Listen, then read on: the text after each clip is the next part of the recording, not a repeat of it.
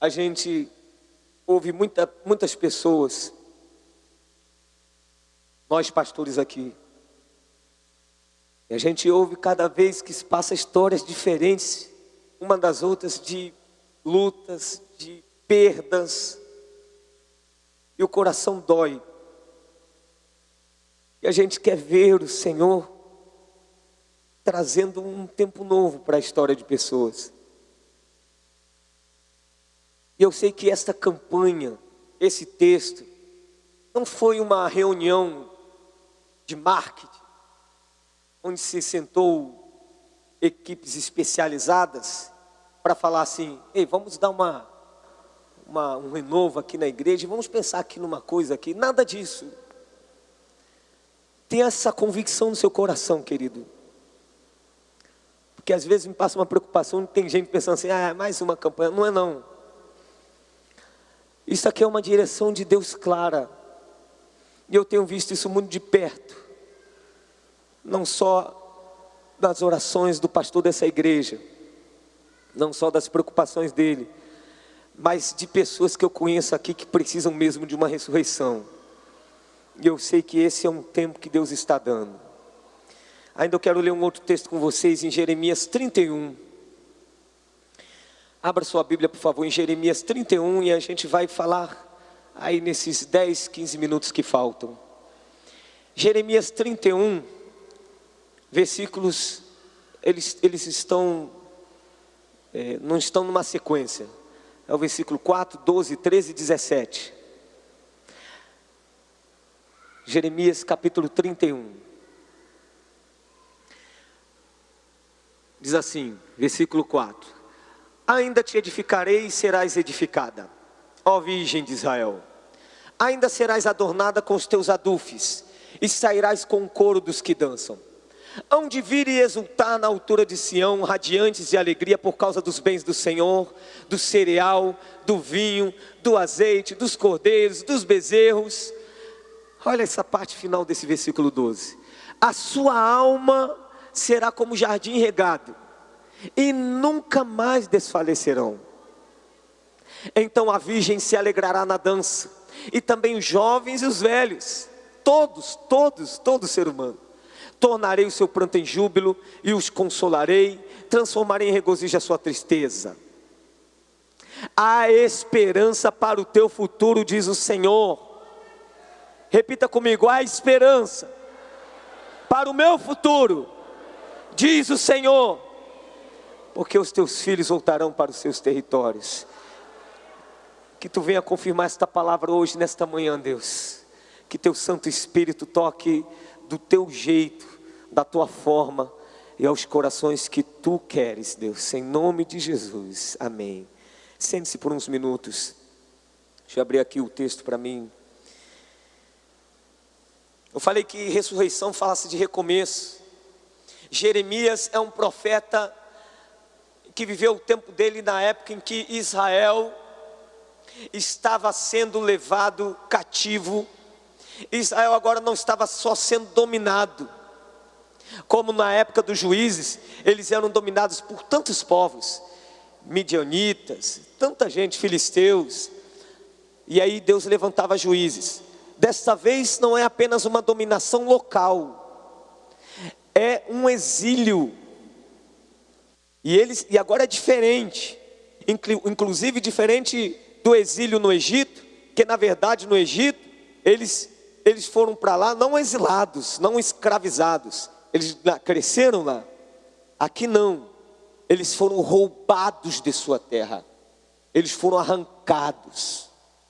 Você lê o texto, está lá em Crônicas, no livro de Reis e Crônicas, você vai ver como foi doloroso. Se você ler o livro de Jeremias, você vai perceber como foi difícil e doloroso o profeta falar, porque ele estava profetizando que iria vir essa escravidão, esse exílio na Babilônia, e que era um juízo de Deus. Foi difícil e doloroso, não só pelo exílio, não só pela escravidão, não só pelo juízo de Deus em si, mas porque havia um contexto de luta, um contexto contrário ao profeta.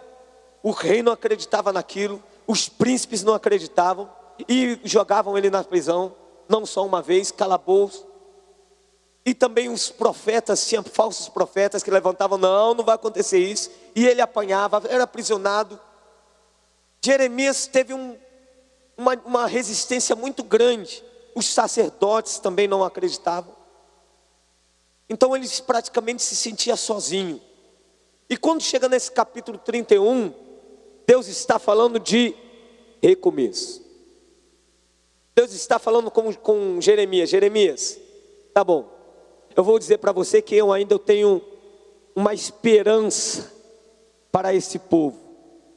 Eles vão ser exilados, eles vão sair da terra dele, as casas vão ser destruídas, eles vão ser escravizados em outra terra. Isso era o nível mais baixo de derrota para o judeu. Sair da sua terra e ser escravizado numa outra terra era inaceitável mesmo para eles. E aí Deus fala assim: mas eu ainda tenho algo com esse povo, ainda tenho um recomeço com esse povo. Nesses versículos que nós lemos, nós vemos a intenção de Deus de recomeçar a história de Israel. E ele diz, e Deus vai descrevendo para o profeta, de uma forma poética, de uma forma brilhante, de como vai ser. Por exemplo, essa aí, vai ter esperança para o teu futuro, nunca mais vai se desfalecer, a sua alma será como um jardim regado. Grande parte do que Jeremias profetizou aconteceu, outros vão acontecer ainda em tempos futuros, grande parte não aconteceu, perdão, vai acontecer em tempos futuros, algumas aconteceram em tempo de Jesus, mas Deus imprimiu e registrou um recomeço para Israel. Deus colocou no coração de Jeremias, revelou a ele e disse: eu quero uma terra assim, eu quero uma nação desse jeito. Veja bem o que eu penso ainda de Israel, Jeremias. Não acabou, eu ainda tenho um recomeço para Israel. Aí, esse texto, esses versículos que eu selecionei, todo o capítulo 31, ele é muito lindo. Recomendo que você leia o capítulo 31 ou até todo o livro de Jeremias. Mas esse capítulo ele é muito bonito. E eu tirei desse capítulo, não desses versículos, mas os de mais à frente, porque esses versículos aqui é só para mostrar para vocês que Deus tinha um recomeço para a história de Israel. Mas esse recomeço tinha que ser com uma nova visão. Tinha algumas coisas que precisam ser mudadas na visão, na mente daquele povo. E como assim também eu acredito que é conosco. Assim também, para que coisas sejam recomeçadas nas nossas vidas, seja qual for a área, eu creio que Deus precisa mudar a visão primeiro. Ou quem sabe durante o processo do recomeço, da ressurreição, vai se mudando. Mas você precisa saber o que precisa ser mudado. Eu listei 4 coisas a respeito de Deus, mas a gente vai falar um pouco, mas tem mais. Não vai dar tempo de falar, a gente pode estender mais no assunto.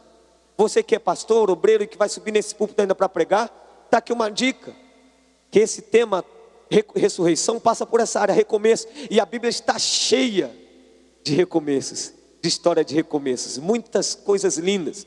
Eu me detive a esse texto e vou passar aqui para vocês agora que tipo de visão que Deus queria que o povo tivesse quando fosse recomeçar, quando eles novamente tivessem uma cara de nação, quando fosse novamente nação de Israel, o que eles precisavam entender. Por isso que Romanos 12 e o versículo 2 diz: não vos conformeis com este mundo, mas transformai-vos. Precisamos de uma transformação, mas transformai-vos pela renovação da vossa mente. A transformação acontece pela renovação da mente, para que nós saibamos qual seja a boa, a perfeita, a agradável vontade de Deus. A vontade de Deus é boa, ela é agradável, ela é perfeita para a vida, para todas as nossas vidas. A questão é a gente se renovar a nossa mente, para a gente ter uma visão em determinados assuntos. Por exemplo, relacionamentos, não é esse que eu listei. Tem pessoas dentro do casamento que por causa de uma visão distorcida, o casamento vai à falência. A gente vai ouvir, a gente vai conversar com alguns casais, e os conceitos que foram criados, as convicções, as verdades que ficaram criadas dentro de si, foi a base para tomar decisões. Tem gente que consegue se justificar: não estou saindo de casa, não estou abandonando lá por causa disso, e a pessoa se convence por conceitos errados, e às vezes se baseiam até na Bíblia, mas não há contexto, não há como sustentar dentro do projeto de Deus no todo. Agora vamos listar aqui alguns, rapidamente, que a partir desses, quem sabe surgem outras coisas que a gente precisa repensar para um recomeço de história. É o versículo 20, nós vamos ler em versículos. O versículo 20 diz assim: não é Efraim meu precioso filho, filho das minhas delícias?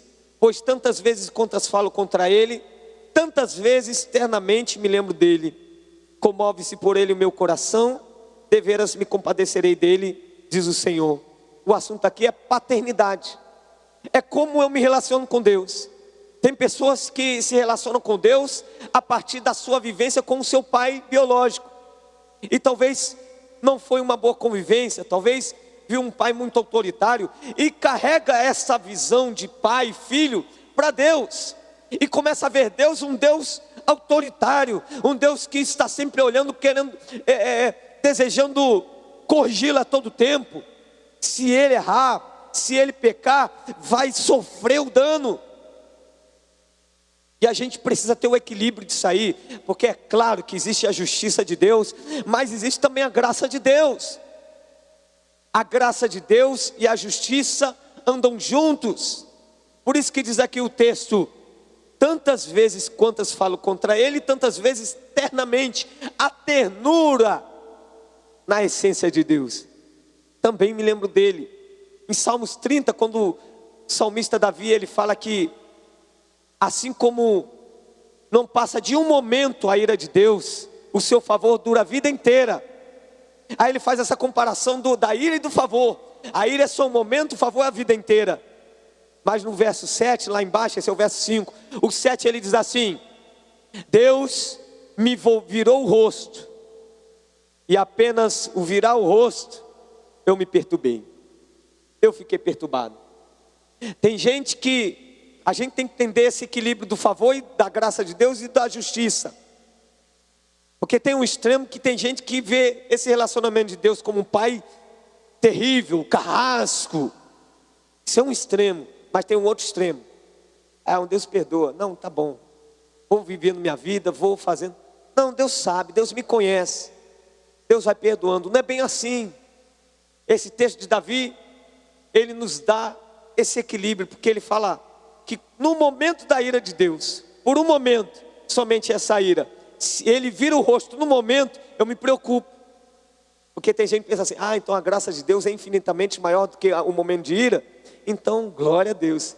Então eu posso relaxar nas minhas disciplinas espirituais. Preciso tanto de uma transformação. Precisa sim. A gente tem que vigiar mesmo, sabendo que a graça de Deus está nas nossas vidas. Mas a gente tem que ter essa visão de um pai que cuida e que corrige. De um pai que ama e que também quer prestação de contas. De um pai que olha com um olhar terno. E de um pai que também, ele não vai deixar de estender as mãos e dizer assim: vou te corrigir.